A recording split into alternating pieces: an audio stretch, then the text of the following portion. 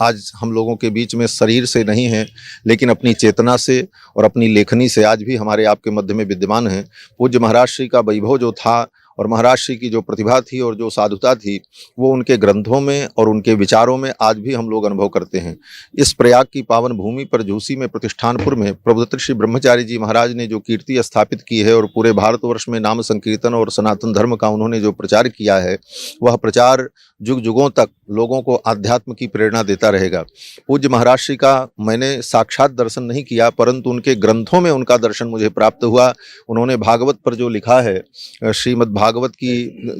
भागवत चरितामृत और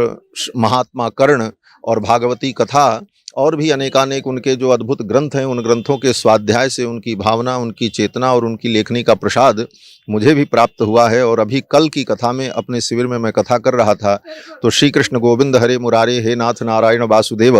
इस कीर्तन का जब प्रसंग आया तो मुझे एक संस्मरण याद आया कि हमारे पूज्य स्वामी जी कहा करते थे कि पूज्य महाराज जी श्री ब्रह्मचारी जी महाराज सदा इस कीर्तन का उच्चारण किया करते थे, श्री कृष्ण गोविंद हरे मुरारे हे नाथ नारायण वासुदेव। किसी विद्यार्थी को अगर डांटते भी थे तो कहते थे, श्री कृष्ण गोविंद हरे मुरारे हे नाथ नारायण वासुदेव, तुमने ऐसी बदमाशी क्यों की।